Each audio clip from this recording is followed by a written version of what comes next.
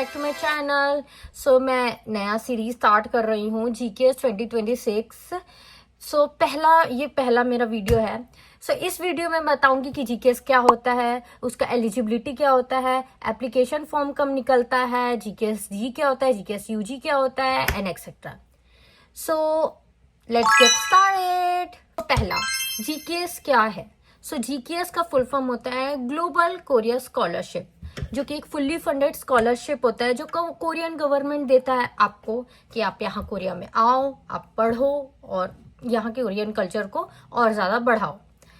ये 100% tuition fees देते हैं, मंथली स्टाइपेंड देते हैं और 1 साल का कोरियन फ्री लैंग्वेज कर सकते हैं फ्री में, ठीक है। फ्लाइट टिकट्स आपको आने जाने का देते हैं, इसमें सेटलमेंट अलाउंस देते हैं और एक्सेट्रा। इस जीकेएस स्कॉलरशिप के लिए हम बैचलर, एक होता है जीकेएस यूजी जो कहता है जीकेएस बैचलर, एक होता है जीकेएस मास्टर, जीकेएस जी जिसको बोलते हैं। 2 जीकेएस के स्कॉलरशिप होते हैं और मास्टर के अंदर ही पीएचडी भी आता है।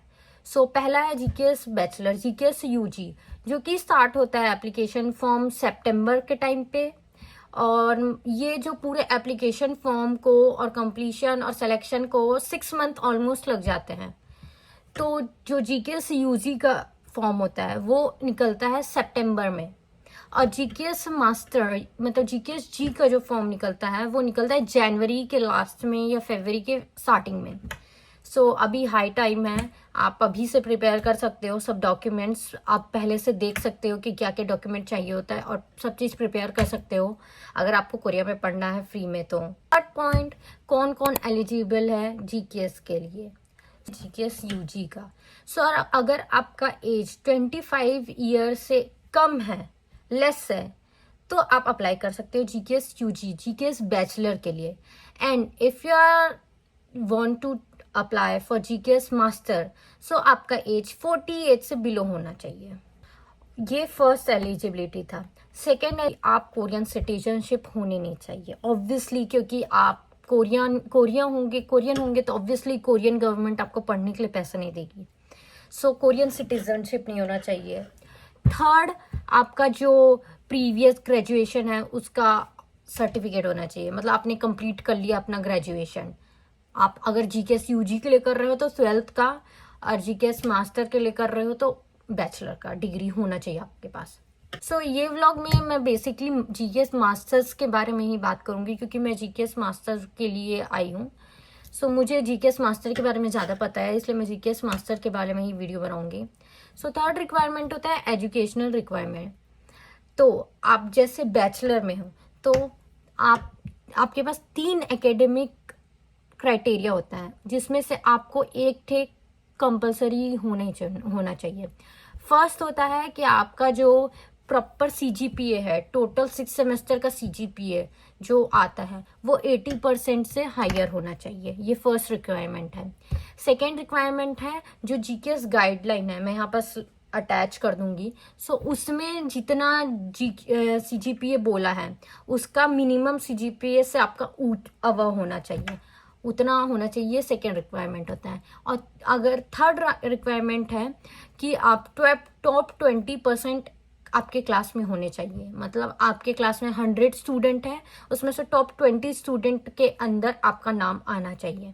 ये थर्ड रिक्वायरमेंट है। आप ये तीनों में से एक भी रिक्वायरमेंट में चेक होते हो तो आप अप्लाई कर सकते हो जीकेएस जी के लिए। एप्लीकेशन ट्रैक, जीकेएस के लिए 2 ट्रैक होता है, एक एम्बेसी और एक यूनिवर्सिटी ट्रैक। एम्बेसी ट्रैक में आप अपने कंट्री के एम्बेसी से अप्लाई कर सकते हो, और यूनिवर्सिटी ट्रैक में आपको डायरेक्टली यूनिवर्सिटी को फॉर्म भेजना होता है पूरा अप्लाई करके।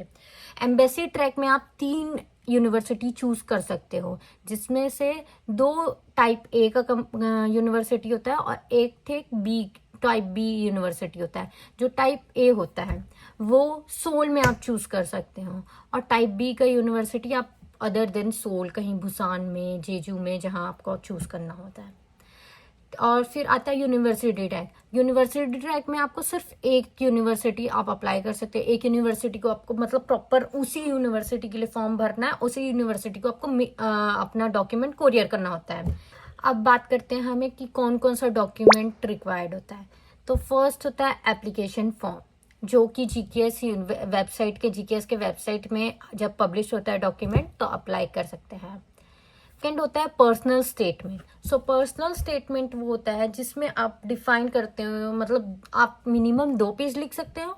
पर्सनल स्टेटमेंट में आपको लिखना होता है अपने बारे में, प्रॉपर अपना एजुकेशनल बैकग्राउंड, आप क्या करते हो, आपके फैमिली के बारे में, मतलब वो पूरा पर्सनल स्टेटमेंट आपको डिफाइन करना चाहिए। आप पूरा कि आपका पर्सनैलिटी सब चीज आपका वो डिफाइन करता है। आता है स्टडी प्लान। तो स्टडी प्लान 3 पार्ट में डिवाइड होता है। फर्स्ट कि कोरिया के आने से पहले आपका क्या प्लान है। सेकंड, कोरिया में आओगे तो क्या करोगे आप, क्या फ्यूचर, मतलब आप यहाँ पर आके कैसे पढ़ाई करोगे, क्या करोगे, ऐसा। और थर्ड, आप जीके स्कॉलरशिप खत्म हो जाएगा कोरिया, जब आपका ग्रेजुएट हो जाओगे तो क्या आपका प्लान है। ये होता है स्टडी प्लान, मतलब आप प्रॉपर आपको अपना पास्ट प्रेजेंट फ्यूचर ऐसा आपको लिखना होता है। फोर्थ होता है जीके स्कॉलरशिप एग्रीमेंट। सो ये कुछ एग्रीमेंट होता है जिसमें आपको साइन करना होता है और ऐसा है, ये कुछ ऐसा डिफिकल्ट पार्ट नहीं है। फिफ्थ आता है रिकमेंडेशन लेटर। यस गाइस, ये थोड़ा सा डिफिकल्ट हो सकता है और कंफ्यूजिंग हो सकता है बहुत सारे स्टूडेंट को कि रिकमेंडेशन लेटर क्या होता है। तो आप अगर जैसे आप बैचलर में पढ़ाई किए हो तो वहां से आपको कोई प्रोफेसर या आपके यूनिवर्सिटी के प्रिंसिपल या कि कोई से भी आपको रिकमेंडेशन लेटर लिखना होता है, लिखवाना होता है कि आपका परफॉर्मेंस था आपके कॉलेज में और आप कैसे स्टूडेंट थे, ऐसा ऐसा करके प्रॉपर। और रिकमेंडेशन, बहुत सारे लोग कंफ्यूज होता है कि रिकमेंडेशन लेटर को एनवेलप में डाल के उसको सील करना होता है और उसमें आपके प्रोफेसर का पीछे में साइन होता है। तो वो चीज मैं आपको बाद में बताऊंगी क्योंकि अभी बताना डिफिकल्ट है, इसीलिए। सिक्स्थ डॉक्यूमेंट जो होता है वो होता है प्रूफ ऑफ सिटीजनशिप। तो इसके आप आधार कार्ड सबमिट करोगे तो उसको आपको करवाना पड़ेगा अपोस्टाइल, क्योंकि आधार कार्ड सिर्फ इंडिया में ही आधार कार्ड, वो आपका सिटीजनशिप इंडिया में पता चलता है। आपको बाहर भेजना है तो उसको अपोस्टाइल करवाना पड़ता है। अदर देन आधार कार्ड आप पासपोर्ट भी सबमिट कर सकते हो। तो पासपोर्ट सबमिट करोगे तो आपको अपोस्टाइल नहीं करवाना पड़ेगा। मैं पासपोर्ट सबमिट की थी तो मुझे अपोस्टाइल नहीं करवाना पड़ा था। 8 आता है एकेडमिक ट्रांसक्रिप्ट। तो ट्रांसक्रिप्ट क्या होता है कि उसमें आपके पूरे सेमेस्टर, मतलब टोटल 6 सेमेस्टर है तो उसके पूरे एक पेपर में उसमें प्रॉपर 6 सेमेस्टर के आप एक सेमेस्टर में कितना सीजीपीए लाए हो, ऐसा ऐसा करके पूरा प्रॉपर 6 सेमेस्टर का होता है और ये कंपलसरी होता है, आपको ट्रांसक्रिप्ट जमा करना ही करना होता है। 9th आता है ग्रेजुएशन सर्टिफिकेट। सो अगर आपके पास ग्रेजुएशन सर्टिफिकेट नहीं है, कि आपका ग्रेजुएशन सर्टिफिकेट थोड़े लेट में आएगा, तो आप सबमिट कर सकते हो प्रोविजनल सर्टिफिकेट, जो आप कॉलेज से रिक्वेस्ट करके मांग सकते हो। तो 10th स्टेप आता है अवार्ड्स एंड सर्टिफिकेट। सॉरी नहीं है, ये ऑप्शनल होता है, बट ये आपके बेसिकली आपके फॉर्म को स्ट्रॉन्ग करता है, एप्लीकेशन फॉर्म को स्ट्रॉन्ग करता है। और ऐसा कुछ नहीं है कि आप मेरे पास, बहुत लोग ये सोचते हैं कि मेरे पास सर्टिफिकेट नहीं है। सो गाइस टेंशन मत लो, आप अपने मिडिल स्कूल से कंपटीशन की कुछ भी चीज का वो भी सर्टिफिकेट सबमिट कर सकते हो। ये बेसिकली आप बताता है कि आप अदर देन स्टडी और चीज में इंटरेस्टेड हो। Next one is language certificate. Files and topic कोई कंपलसरी नहीं होता है जीकेएस के लिए, आपके पास है अच्छी बात है, नहीं है तो भी कोई प्रॉब्लम नहीं है। Last one is medical assessment form. GKS form में लास्ट आता है मेडिकल असेसमेंट फॉर्म, जिसमें आपको टिक करना होता है और आप वो कंडीशंस पढ़ सकते हो। एंड ये रिक्वायर्ड है ये कि हर डॉक्यूमेंट इंग्लिश या कोरियन में ही होना चाहिए। आपका अगर कोई डॉक्यूमेंट इंग्लिश या कोरियन में नहीं है तो उसको प्लीज प्लीज प्लीज उसको ट्रांसलेट करवा लेना इंग्लिश में, क्योंकि एक्सेप्ट नहीं होगा other than English and Korean.